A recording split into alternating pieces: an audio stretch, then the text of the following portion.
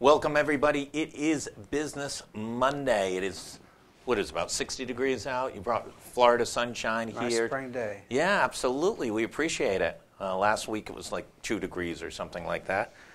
We appreciate you coming in. Private jet, helicopter, how did the money man arrive in Providence? Hitchhike.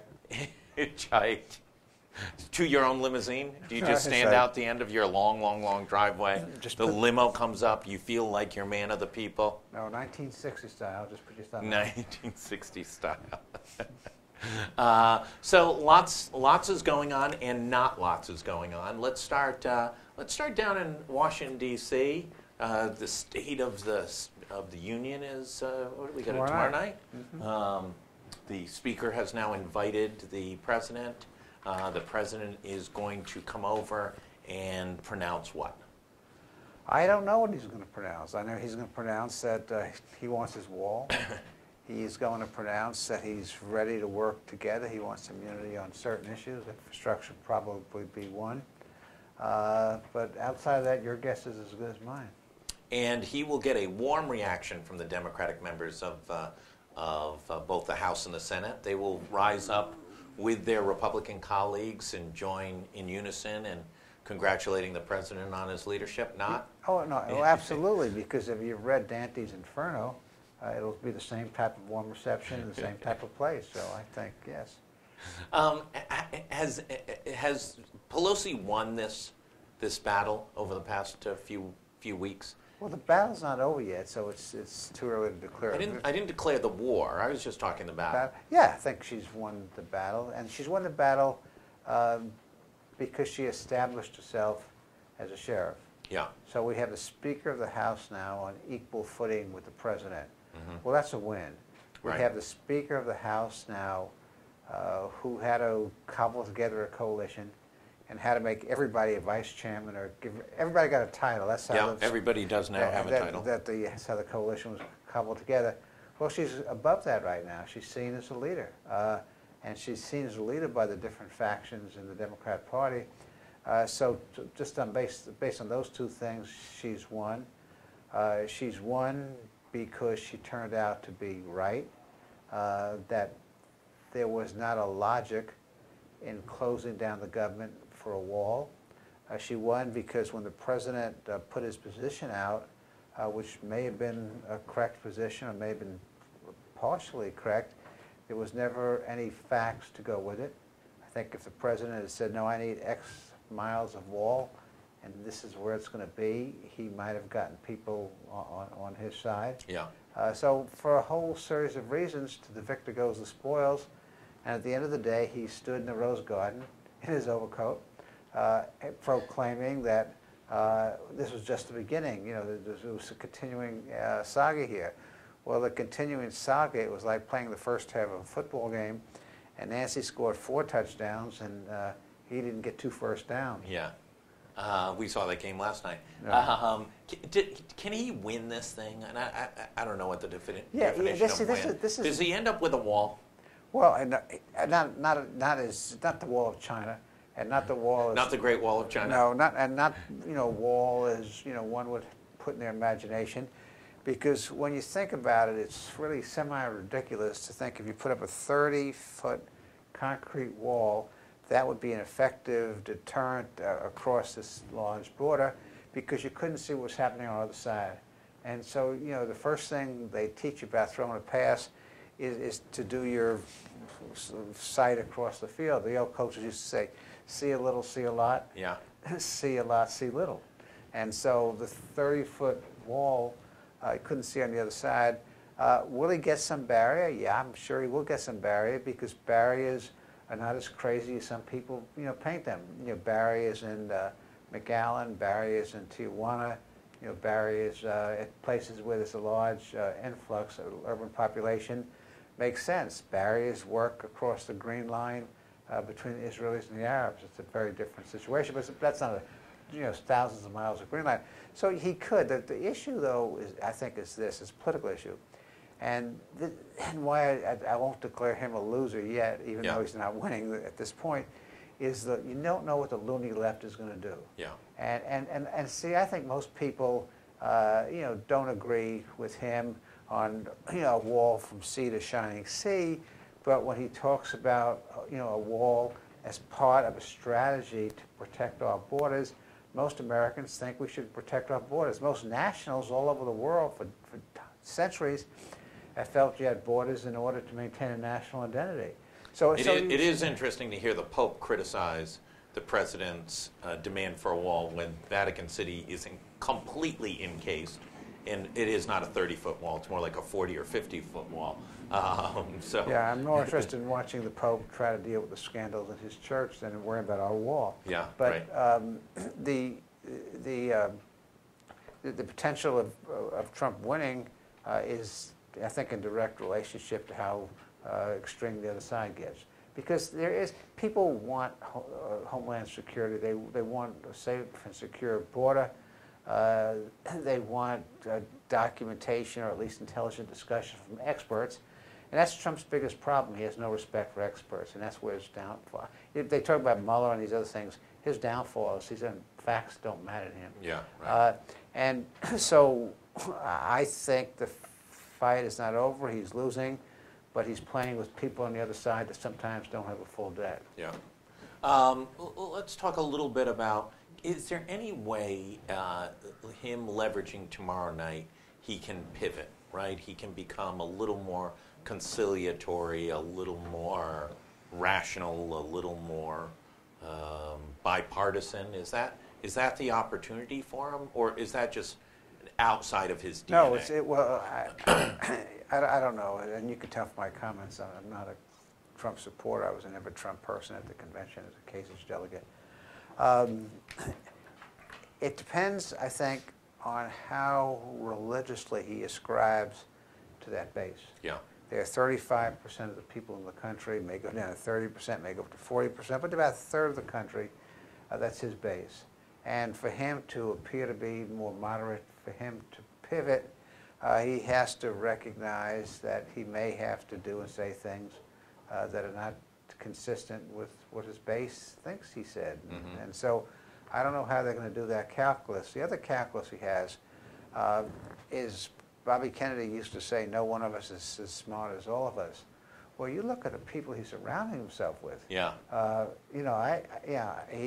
This is not the best and brightest. Well, we had the best and brightest with Lyndon, and that didn't work out so well for us in a number of places. Howell Strand's book put that kind of thing to rest.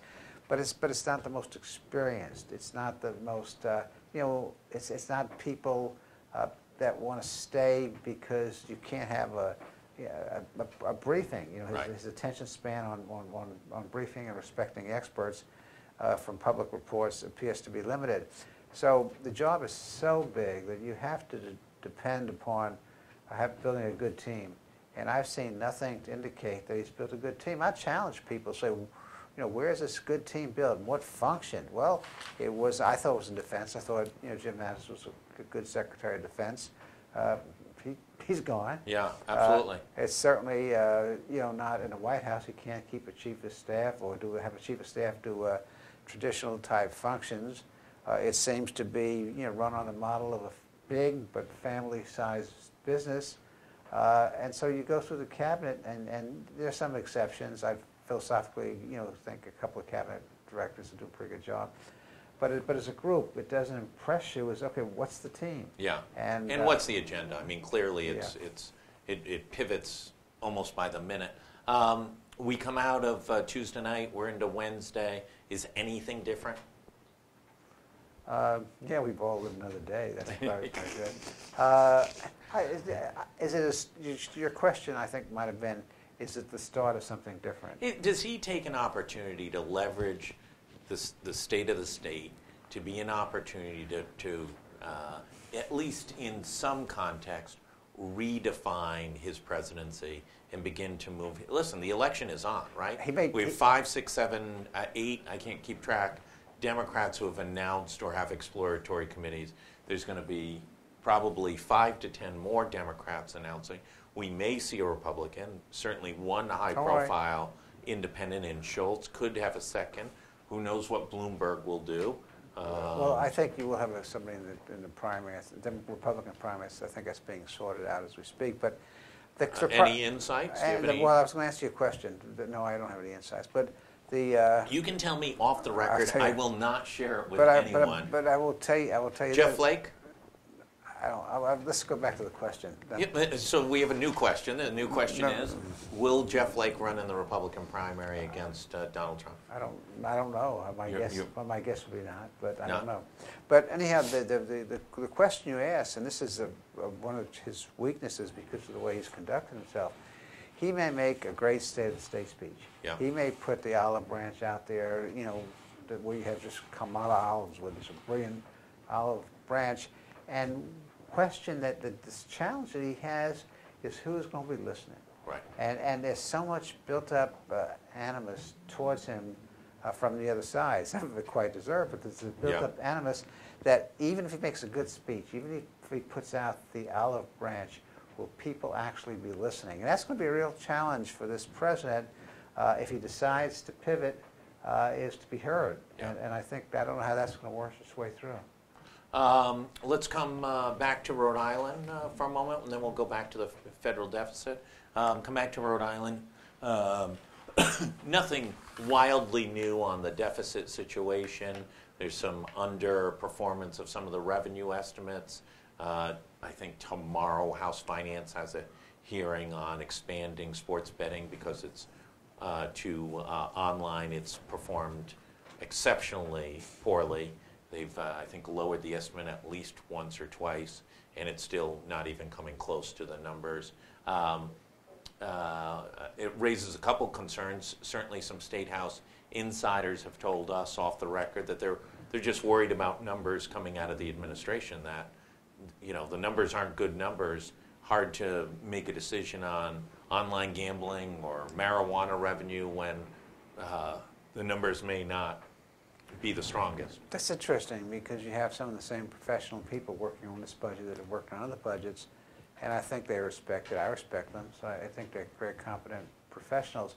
But there's something in the air about this budget, and I don't know how to even describe it or define it, but there's sometimes, you remember Wayne Gretzky used to skate, don't skate where the puck is, skate to where you think the puck's going to be. Well, when you do budgeting, there's sometimes a pivotal budget that you may be used to doing it right for the previous 10 years, but something is different. And instead of skating to where you think the economy and where the numbers are going to be, you skate to where you've always skated, where the puck is. Isn't part of the problem, and this is just a new factor of that the federal tax reform changed a bunch of dynamics? Not to that extent, because there are fundamental flaws with this budget. And this is not to get into the question as to whether it's the right Medicaid program or the right education program or the right program for UHIP or the right... So when numbers are bad, there's potentially two strategies, right? There's bad numbers because of bad math, or there's, I don't want to fix this. I'll put in a budget, let the House deal with it. Well, if that's what a governor does, then it's really ceding the power of the office, which I don't think any governor wants to do, though. Sometimes that's the outcome because the House is just strong in their views. But there's some fundamentals that go above separation of powers or that go above partisan politics, and there are three. And this is what the concern is. By the way, they can't be partisan politics. They're all Democrats. Yeah, but some Democrats are bluer than others. Yeah, or redder and purpler than others. But when you look at the budget, there are three things that strike out at you, which really cause everything else to be on shaky ground. The first is the budget is very heavily predicated on new taxes, new revenues, new fees, and they're overwhelming. And I don't think anybody up there should take a no tax pledge. I think there are certain tax increases in that budget that deserve serious consideration. For example, when a large company puts its employees on Medicaid, and Medicaid is in an expansionary period, that's not right. Yeah. And there ought to be a tax, and that's a tax, but that's a tax that accomplishes a public purpose. Some of the ideas to broaden the sales tax, that we've debated this ever since when I was in revenue, we debated this. If you're no longer a goods producing or retail economy, you have to get a certain amount of your money from the sales tax, so you have to look at taxing different things than you taxed before. Those are legitimate tax conversations to have, and the governor did the right thing by putting them on the table. But then, otherwise, if it's not nailed down, we want to tax it. Some beach fees and DMV fees, and let's just go on and on and on. And so instead of getting away from the concept of tax and spend, this budget's a tax and spend budget. It's growing significantly faster than inflation, both general revenue spending and total spending, and the number of fee and tax increases are overwhelming. And that gets away from the right debate of how should we reform tax structure. So that's a paradigm that was 1960s and 70s paradigm, didn't work anymore. Right. The second problem, which I'll never understand, and it's having some respect for the experts on economic projections. If you look at that budget, what you see, and these are the governor's own words. Governor's own words in the executive summary of the budget is that job growth will diminish somewhat in the next several years. Well, unemployment, by their own projections, these are not my projections, they're not Republican projections, is projected to increase from 3.9 to 5, almost 5%. Well, and also remember this. This is her first budget of her second term. There's no place to hide. She's got 3 more years in office. Well, that's the point. They're missing the pivotal budget. Yeah. And so there seems to be a disconnect, with what the state's going to look like economically in 2 or 3 years. Population is flat. Population that we have is graying. The labor participation for people of working age is not increasing. And job growth averages less than 1% a year, significantly less than 1% a year over the next 4 or 5 years. So you have real strong economic headwinds. And this budget seems to be oblivious to those economic headwinds. And then the third factor, which we talk about every year, but it never goes away, is their out-year deficits. Yeah. And while there's been some improvement at the end of this economic forecast period, the out-year deficits are going to be over 6% of usable revenue. And I think the revenues may come in better, so they may be better, but I think they're underestimating what the future costs are going to be in the school construction program. I think that's understated, possibly. There are also phantom revenues in this budget. So when you just look at how the budget was designed, forgetting the program priorities, you have tax and spend, you have a budget which doesn't clearly distinguish between where the state is projected to go economically and what the spending patterns are, and you have done not enough to deal with the out-year problems that your spending is increasing significantly faster than revenue. And we always get through, but now we've gotten to, it's sports betting, it's marijuana. I'm not even sure marijuana is going to go through with the revenues that they've produced. I don't know how it's not. By the way, I'm not sure they'll reach the revenue. And second of all, is it really worth the expense? What's it going to cost to implement the program? I mean, I think that's one of the other things. If you're only picking up a couple $1 million, but it costs you $500,000 to, put in all the regulatory structure, police it, manage it, et cetera, is it really? And why make it easier? I mean, I know the governor is right that it's become a regional, it's not just a state problem. So if you can drive and get marijuana in Seacon or in Attleboro, that's certainly within reach. But make people go through the trouble if it's an addictive kind of issue. And so the budget, instead of being driven by policy and programs, it seems to be that we're not going to cut anything, and we're going to find revenues in order to fund these things in the short run. Well, and then it's built on top of these economic assumptions I mentioned. So that seems to be structurally a budget that's going to create some very significant challenges, for the General Assembly. Education, the test scores came out. Rhode Island, respectively, was 20% and 17%. Massachusetts scores. Places like Johnston performed half as well as Fall River, Massachusetts on the similar test.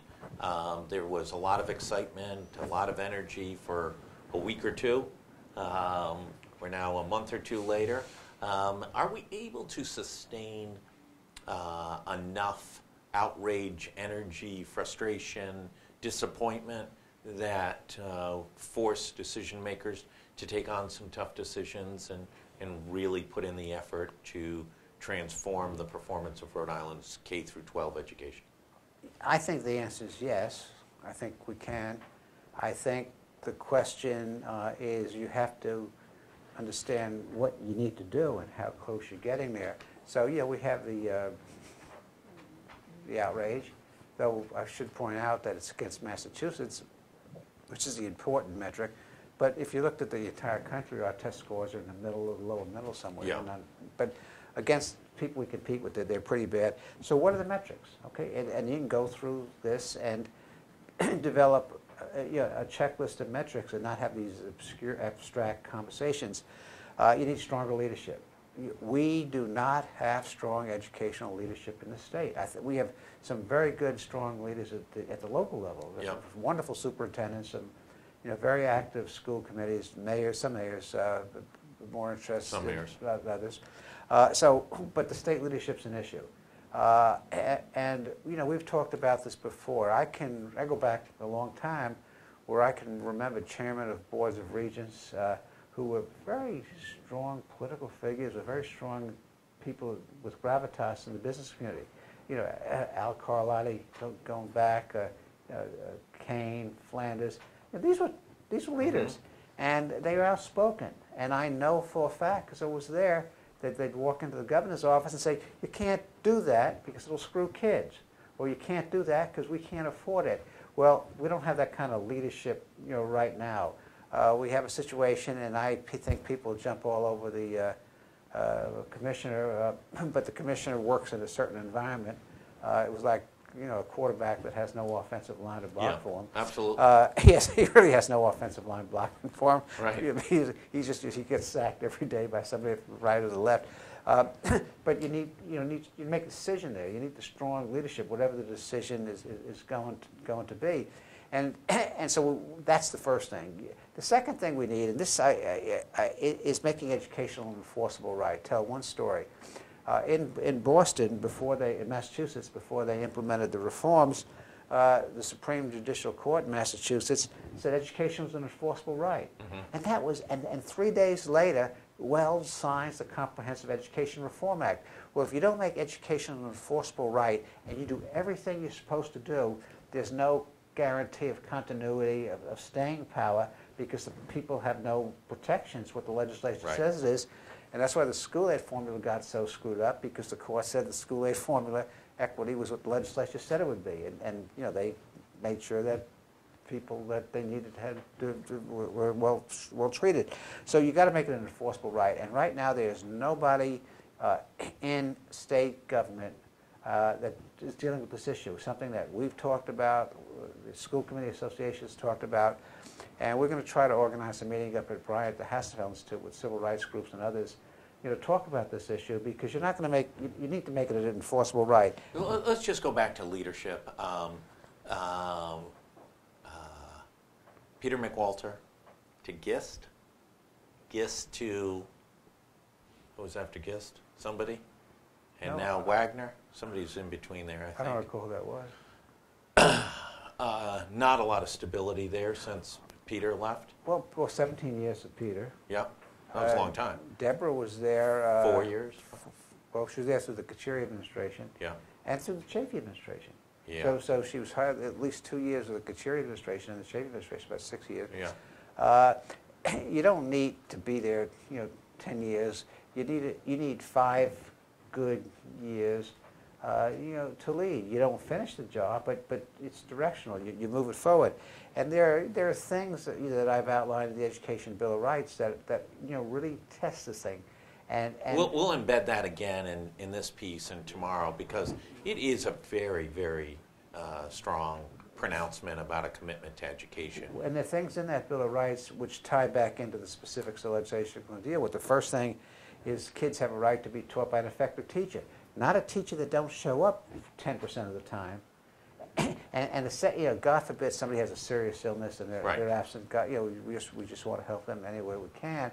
But when you find the pattern of Monday morning cars coming out of Chevy or Ford, and that impacts how our schools are being run, if we don't do everything possible to make sure every kid is sitting in the classroom with an effective teacher, shame on us. Safe and clean environment, I think we've made real progress on there, particularly with the passage of the bond issue. funding based on student need. We got a hell of a way to go to deal with the equity issue in schools. Kids getting pathways out of failing schools. You know, how long do you tolerate failure? You know, how do you create an escape route, an off-ramp for some of these kids? And then fair and accurate assessments. So think of those 5 things. You said, are people serious? If at the end of the day you can show that legislation or regulation has been passed to deal with effective teaching, safe and clean environment, better funding, or fairer funding actually, pathways out of failing schools, and assessments that are accurate, evaluations that are accurate and transparent, then you've accomplished something. And there are a couple of things, I'll take it beyond, which you know, point to that, on accountability. Yeah. Tests have to mean something. Right. I mean, it's just human nature. If you tell me or I tell you, we're going to find out, you know, what kind of media person you are, come on down, take a test, and the test has no consequences. Right. There's no consequences. We evaluate some of our teachers every 3 years. That's BS. We should have, and it's not just teachers. It's not a union problem. It's a much bigger problem. We ought to have an independent evaluation of teachers, principals, and superintendents every year, because the people that work for me at Bryant get evaluated every year. It's not cheap. It costs money, investment in time, and and money. But there ought to be a different kind of evaluation system. We ought to do testing that means something. And then we have to go ahead and figure out, okay, we've been governing schools the same way in the state for a long time. What can we learn from Massachusetts? And don't make the mistake.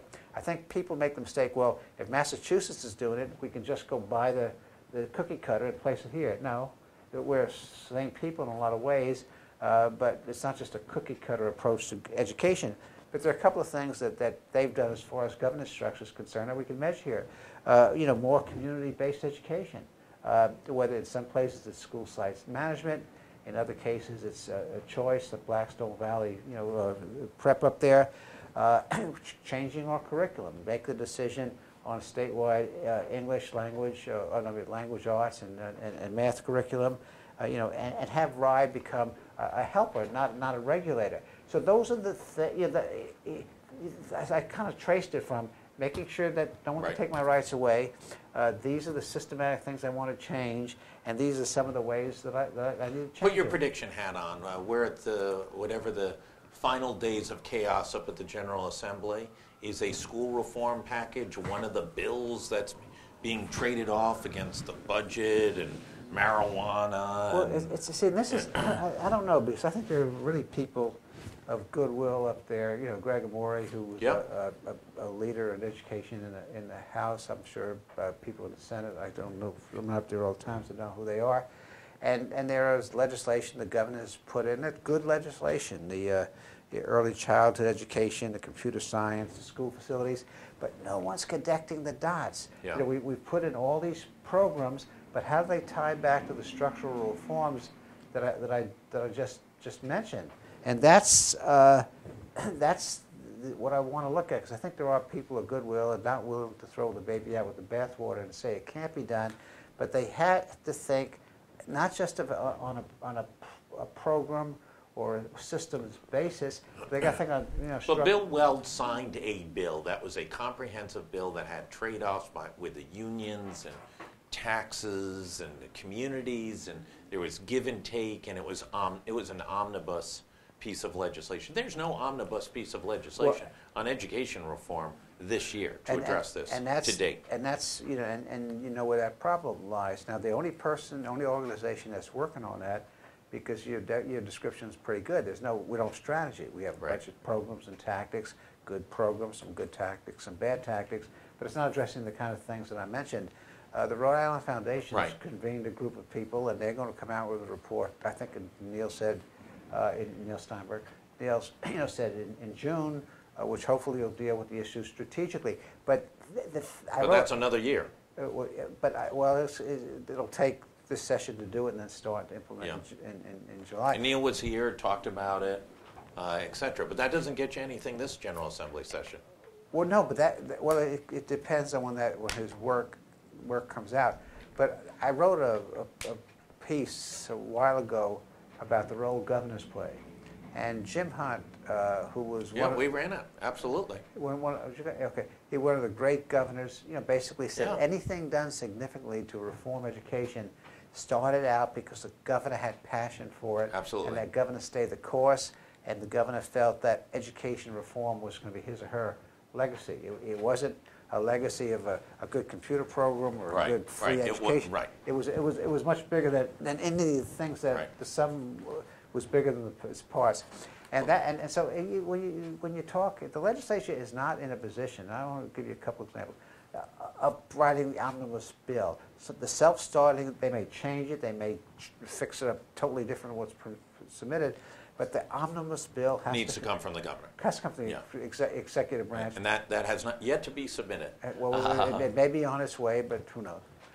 Last thing, we're running late, but let's just talk about it real quick. Federal deficit. Let's see, we're in a good economy. Jobs numbers last Friday were spectacular. Oh, 300,000 jobs, that's great, yeah.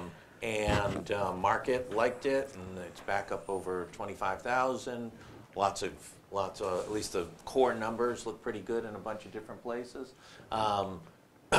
Deficit is a beast, and as many critics have said, the deficit is such a beast that if the economy shifts, there's very few tools that the Fed and Treasury will be able to implement because they don't have the resources to be able to stabilize. Well, we have to start right now because the latest report that came out of Congressional Budget, I think this Friday, over the weekend, showed that by 2029 the federal deficit, or publicly held federal debt, I'm not talking about transfers internally, but publicly held debt, would be 93% of GDP, gross domestic product. It's currently 78%. Obama left us with about a $21 trillion deficit. It's going to grow by another $12 trillion. It's going to be about $34 trillion by 2025, around that period of time. And 90% of the deficit is being driven by Social Security. No, I should say 85% of the deficit is being driven by Social Security and Medicaid, increasing medical costs, not negotiating with Medicare, graying of the population, So let me ask you a question. Why aren't Republicans talking about that? Forget Donald Trump, because we have no idea what his ideology is. I'll even say forget Mitch McConnell, who's a amorphous political beast. But where's the Grahams and the Rudmans? They go to the same retirement parties I go to. But no, that's a good question, and the leadership has to come from the president, because when President Trump was asked about, what does all this deficit mean, he said, I won't be here when it gets to that point. Yeah, but philosophically, he's a guy who's fueled his entire life off leveraging debt. So ideologically, he's not going to do it. Well, the best kept secret in Washington is that everybody talks about the deficit, and this is both parties. No one wants to do anything about it. But Republicans didn't used to not talk about it, and they didn't used to not fight for it. No, for deficit reduction. Well, the Republican Party is not. The present leadership, not the party, but the present leadership of the party, are not the old-fashioned fiscally responsible Republicans, and the moderates in the Democratic Party are not the old-fashioned fiscally responsible moderate Democrats. Fritz Hollings down there. Yeah, but there are a couple of things that are going to happen that are going to make them look at this thing. We had to borrow so much to get out of the Great Recession that if we have another national emergency, whether it's a recession or a war, if we can borrow, it's going to cost us an arm and a leg. Yeah, absolutely. It's the borrowing now, just imagine what it could be in the future, is going to crowd out federal spending for essential things. We spend more on the debt than we do on transportation, on employment and training, on social service programs. Borrowing is going to impact business investment because the costs will drive up. It's also going to have an effect on our own cost of quality of living and cost of living here, because 40% of the debt is held by foreigners, mostly Chinese and that becomes literally a national security issue. National security. It's also a cost of living issue, because when you pay the interest on the debt, almost half of it is going overseas. It's not even going back. It's not into fueling the economy. It's not even multiplying in our economy. And so we have to take on serious reforms. If you have time, I could talk about it, but there are some of us that work on that issue that have some ideas about what you need to do to fix it. Any people down in Florida be talking about this anytime soon? People in Florida? People in Florida, distinguished people in Florida? Distinguished people in Nebraska and Florida, distinguished Excellent. people with military careers. Excellent. Distinguished former governor of South Carolina. Excellent. There are people, hopefully will talk about it. Yes. That'll be great. Gary Sass, as always, thank you for joining us on Business Monday, a bastion of knowledge and expertise. And always appreciate you coming in and spending some time. I think gave a little good pathway for some decision makers and policy makers to consider. We'll be back tomorrow. Kate Nagel will be back at the helm. News director has a full lineup at the, I believe they're back at 4 o'clock tomorrow. Thanks everybody for tuning in. Stay tuned. Congratulations to the New England Patriots. 6th Super Bowl in the last 18 years. Even Southerners like Mr. Sass are impressed by the dominance of the Northerners. No, when you look at a professional football team, most of the guys come from below the Mason-Dixon line. And don't forget that. I don't know. Edelman, Gronkowski, Brady, those guys are all Northerners. Midwesterners, yeah. Yeah. So congratulations to the Patriots. Another exciting year in Boston sports. The drought is over. The 98 days between championships has been, that bad streak has been broken. Look forward to everybody tuning in tomorrow. Thanks for tuning in today at the Navigant Credit Union Broadcast Center. I'm Jim.